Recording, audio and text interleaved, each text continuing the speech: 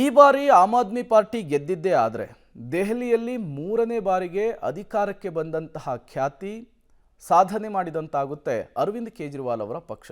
But ಸಮೀಕ್ಷೆಗಳು ಹೇಳ್ತಾ ಇರುವಂಥದ್ದು ಇಲ್ಲ, ಈ ಬಾರಿ ಬಿಜೆಪಿ ಅಧಿಕಾರಕ್ಕೆ ಬರುತ್ತೆ ಅಂತ ಹೇಳಿ. ಬಟ್ ದೆಹಲಿ ಎಲೆಕ್ಷನ್ನಲ್ಲಿ ಆಮ್ ಆದ್ಮಿ ಪಾರ್ಟಿಗೆ ಬಲ ತಂದಂತಹ ಅಂಶಗಳು ಯಾವುವು ನೋಡ್ತಾ ಹೋಗೋಣ. ಹಿಂದಿನ 2 ಚುನಾವಣೆಗಳಲ್ಲಿ ಅಭೂತಪೂರ್ವ ಗೆಲುವು, ಅತಿ ದೊಡ್ಡ ಗೆಲುವನ್ನು ಆಮ್ ಆದ್ಮಿ ಪಾರ್ಟಿಗೆ ಅಲ್ಲಿ ದೆಹಲಿ ಮತದಾರ ಕೊಟ್ಟಿದ್ರು. ಬಟ್ ಒಮ್ಮೆ ಗೆದ್ದಂತಹ ಪಕ್ಷ ಆಂಟಿ ಇನ್ಕಂಬೆನ್ಸಿಯನ್ನು ಫೇಸ್ ಮಾಡಿ ಗೆಲ್ಲೋದು ನಿಜಕ್ಕೂ ಕೂಡ ಅಸಾಧ್ಯ. ಬಟ್ ಕಳೆದ ಬಾರಿಯೂ ಕೂಡ ಅತಿ ಹೆಚ್ಚು ಮತಗಳಿಂದಲೇ ಆಮ್ ಆದ್ಮಿ ಅಧಿಕಾರದ ಗದ್ದುಗೆಯನ್ನು ಹಿಡಿದಿತ್ತು. ಬಟ್ ಈ ಬಾರಿಯೂ ಕೂಡ ಆ ಲೆಗೆಸಿ ಕಂಟಿನ್ಯೂ ಆಗುತ್ತಾ ಅನ್ನೋದನ್ನು ಕಾದು ನೋಡಬೇಕಿದೆ. 10 ವರ್ಷಗಳಿಂದ ಅಧಿಕಾರದಲ್ಲಿದೆ ಪಕ್ಷ, ಆಡಳಿತ ವಿರೋಧಿ ಅಲೆ ಇದೆ, ಭ್ರಷ್ಟಾಚಾರದ ಆರೋಪ ಬಂದಿದೆ. ಅದರಿಂದ ಆಚೆಗೂ ಕೂಡ ಎದ್ದು ನಿಲ್ಲುವಂತಹ ಕೆಲಸವನ್ನು ಆಮ್ ಆದ್ಮಿ ಪಾರ್ಟಿ ಮಾಡುತ್ತಾ ಬ್ರ್ಯಾಂಡ್ ಕೇಜ್ರಿವಾಲ್ ಸಾಕಷ್ಟು ಮತ ಕೊಡುವಂತಹ ವಿಶ್ವಾಸವಿದೆ. ಮೋದಿ ಮೊದಲ ಬಾರಿ ಪ್ರೈಮ್ ಮಿನಿಸ್ಟರ್ ಆದಂತಹ ಸಂದರ್ಭದಲ್ಲಿಯೇ, ಮೋದಿ ಜನಪ್ರಿಯತೆಯಲ್ಲಿಯೇ ಬಿಜೆಪಿಯ ಕ್ಯಾಂಡಿಡೇಟ್ಗಳು ಗೆಲ್ತಾ ಇದ್ದಂತಹ ಸಂದರ್ಭದಲ್ಲಿಯೇ ದೆಹಲಿಯಲ್ಲಿ ಅಧಿಕಾರದ ಚುಕ್ಕಾಣಿಯನ್ನು ಹಿಡಿದವರು ಇದೇ ಅರವಿಂದ್ ಕೇಜ್ರಿವಾಲ್ ಅವರು.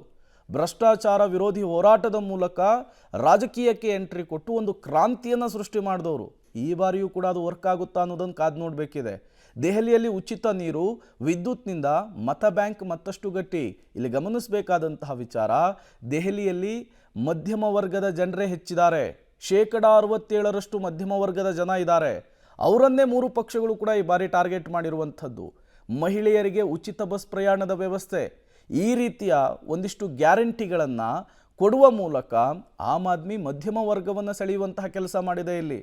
ಇದರಿಂದ ಮಹಿಳಾ ಮತದಾರರು ಆಮ್ ಆದ್ಮಿಯನ್ನು ಕೈ ಬಿಡೋದಿಲ್ಲ ಎಂಬಂತಹ ನಂಬಿಕೆಯನ್ನು ಅರವಿಂದ್ ಕೇಜ್ರಿವಾಲ್ ಅವರು ಇಟ್ಕೊಂಡಿದ್ದಾರೆ. ಅದರ ಜೊತೆಗೆ ಈ ಸಲ 15 ಗ್ಯಾರಂಟಿಗಳನ್ನು ಆಮ್ ಆದ್ಮಿ ಪಕ್ಷ ಘೋಷಿಸಿದೆ. 67%ನಷ್ಟಿರುವಂತಹ ಮಧ್ಯಮ ವರ್ಗದ ಮತದಾರರನ್ನು ಸೆಳೆಯಲಿಕ್ಕೆ ಅತಿ ದೊಡ್ಡ ಪ್ಲಾನನ್ನು ಮಾಡಿದೆ. ಮಹಿಳಾ ಸಮ್ಮಾನ ಆಗಿರಬಹುದು, ಸಂಜೀವಿನಿ ಯೋಜನೆ ಆಗಿರಬಹುದು, ಈ ರೀತಿಯ 15 ಗ್ಯಾರಂಟಿಗಳನ್ನು ಆಮ್ ಆದ್ಮಿ ಪಾರ್ಟಿ ಘೋಷಣೆ ಮಾಡಿರುವಂಥದ್ದು. Not only Aam Aadmi party, 3 ಪಕ್ಷಗಳಿಂದಲೂ ಕೂಡ ಈ ರೀತಿಯ ಗ್ಯಾರಂಟಿಗಳ ಮಹಾಪೂರವೇ ಈ ಬಾರಿ ಘೋಷಣೆಯಾಗಿದೆ. ಜೈಲಿಗೆ ಹೋಗಿ ಬಂದ ಬಳಿಕವೂ ಕೂಡ ಪಕ್ಷದ ಮೇಲಿನ ಕೇಜ್ರಿವಾಲ್ ಹಿಡಿತ ತಗ್ಗಿಲ್ಲ. ಅದರ ಜೊತೆಗೆ ಈ ಬಾರಿ ಜೈಲಿಗೆ ಹೋಗಿದ್ರು ಅನ್ನುವಂತಹ ಅನುಕಂಪ ಏನಾದರೂ ಅರವಿಂದ್ ಕೇಜ್ರಿವಾಲ್ ಅವರಿಗೆ ವರ್ಕ್ ಆಗುತ್ತಾ ಅನ್ನೋದನ್ನು ಕಾದು ನೋಡಬೇಕಿದೆ. 20 ಹಾಲಿ ಶಾಸಕರಿಗೆ ಟಿಕೆಟ್ ನಿರಾಕರಿಸಿದರೂ ಕೂಡ ಬಂಡಾಯ ಎದ್ದಿಲ್ಲ. ಆ ರೀತಿ ಒಂದು ಹ್ಯಾಂಡಲಿಂಗ್ ಕೆಪಾಸಿಟಿಯನ್ನು ಅರವಿಂದ್ ಕೇಜ್ರಿವಾಲ್ ಅವರು ಹೊಂದಿದ್ದಾರೆ. ಇಂಡಿಯಾ ಮೈತ್ರಿಕೂಟದ ಹೆಚ್ಚಿನ ಪಕ್ಷಗಳ ಬೆಂಬಲ ಬಲ ಸಿಕ್ಕಿದೆ.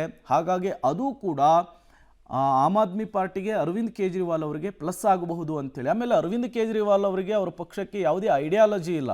ಹಿಂದುತ್ವದ ಪರವಾಗಿಯೂ ಕೂಡ ಮಾಡ್ತಾರೆ, ಮುಸ್ಲಿಮರ ಓಟು ಕೂಡ ಅಷ್ಟೇ ಕನ್ಸಾಲಿಡೇಟ್ ಆಗಿ ಅರವಿಂದ್ ಕೇಜ್ರಿವಾಲ್ ಪಕ್ಷಕ್ಕೆ ಬೀಳುತ್ತೆ. ಬಟ್ ಈ ಬಾರಿ ಯಾವ ರೀತಿಯ ಫಾರ್ಮುಲಾ ವರ್ಕೌಟ್ ಆಗುತ್ತೆ ಅನ್ನೋದನ್ನು ಕಾದು ನೋಡಬೇಕಿದೆ. ಇನ್ನು ಪಕ್ಷಕ್ಕೆ ಅಂಟಿರುವಂತಹ ಭ್ರಷ್ಟಾಚಾರದ ಕಳಂಕ ದೆಹಲಿ ಎಲೆಕ್ಷನ್ನಲ್ಲಿ ಆಮ್ ಆದ್ಮಿ ಪಾರ್ಟಿಯ ಮೊದಲ ದೌರ್ಬಲ್ಯ ಇದು. ಮದ್ಯ ನೀತಿಯ ಪ್ರಕರಣದಲ್ಲಿ ಎಷ್ಟೆಲ್ಲ ನಾಯಕರುಗಳು ಜೈಲು ಸೇರಿದ್ರು, ಅದು ರಾಜಕೀಯ ಜಟಾಪಟಿ ಹೇಗಾಯಿತು ಅನ್ನೋದನ್ನು ಗಮನಿಸಿದ್ವಿ. ಭ್ರಷ್ಟಾಚಾರದ ವಿಚಾರದಲ್ಲಿ ಸ್ವತಃ ಅರವಿಂದ್ ಕೇಜ್ರಿವಾಲ್ ಅವರೇ ಜೈಲಿಗೆ ಹೋಗಿ ಬಂದರು. ಭ್ರಷ್ಟಾಚಾರ ವಿರೋಧಿಯ ಹೋರಾಟದ ಮೂಲಕ ಧುಮುಕಿದವರೇ ಭ್ರಷ್ಟಾಚಾರದ ವಿಚಾರದಲ್ಲಿ ಜೈಲಿಗೆ ಹೋಗಿದ್ದು, ಅದು ಮೈನಸ್ ಆಗಬಹುದು ಅಂಥೇಳಿ ಕೇಜ್ರಿವಾಲ್ ಅವರ ಸರ್ವಾಧಿಕಾರಿ ಧೋರಣೆ ಅನುಸರಿಸ್ತಿದ್ದಾರೆ ಎಂಬಂತಹ ಆರೋಪ ಇದೆ.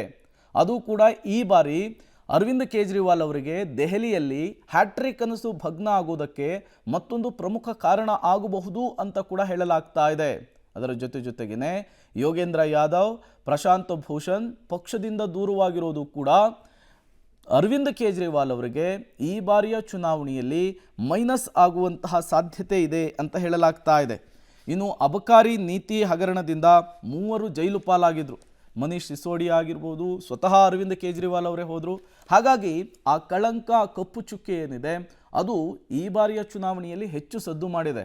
ಬಟ್ ಇದು ಇಡಿಯನ್ನು, CBIನ ಕೇಂದ್ರ ಸರ್ಕಾರ ದುರ್ಬಳಕೆ ಮಾಡ್ಕೊಳ್ತು ಅಂಥೇಳಿ ಆಮ್ ಆದ್ಮಿ ಎಲ್ಲ ಟ್ಯಾಕಲ್ ಮಾಡಿದೆ. ನೋಡೋಣ ಅದು ಯಾವ ರೀತಿಯ ಫಲಪ್ರದ ಆಗಿದೆ ಅಂಥೇಳಿ. ಇನ್ನು ಕೇಜ್ರಿವಾಲ್, ಸಿಸೋಡಿಯಾ, ಸಂಜಯ್ ಸಿಂಗ್ ಈ 3 ಕೂಡ ಈ ಅಬಕಾರಿ ನೀತಿ ಹಗರಣದಲ್ಲಿ ಜೈಲು ವಾಸಿಗಳಾಗಿದ್ದರು. ಅದಾದಮೇಲೆ ಬೇಲ್ ಪಡ್ಕೊಂಡು ವಾಪಸ್ಸಾದರು.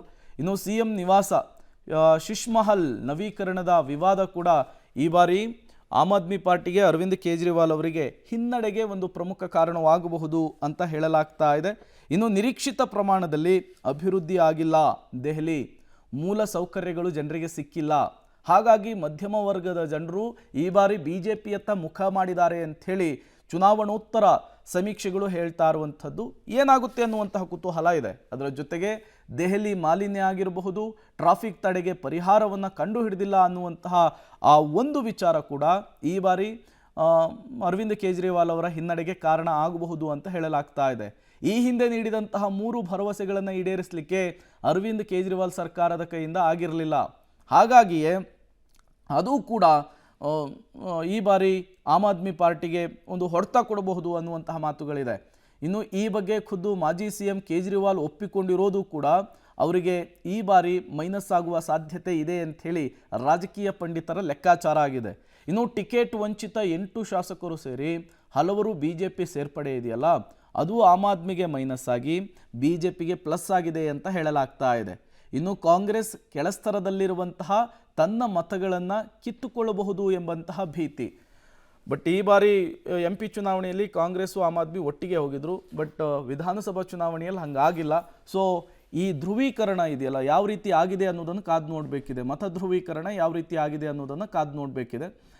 ಸಹಜವಾಗಿಯೇ ಇವಿಷ್ಟೂ ಕೂಡ ಆಮ್ ಆದ್ಮಿ ಪಾರ್ಟಿಯ ಪ್ಲಸ್ಸು ಮತ್ತು ಮೈನಸ್ಸು ಏನಾಗುತ್ತೆ ಅನ್ನುವಂತಹ ಕುತೂಹಲಕ್ಕಂತೂ ಕೆಲವೇ ಕ್ಷಣಗಳಲ್ಲಿ ಉತ್ತರ ಸಿಗುತ್ತೆ.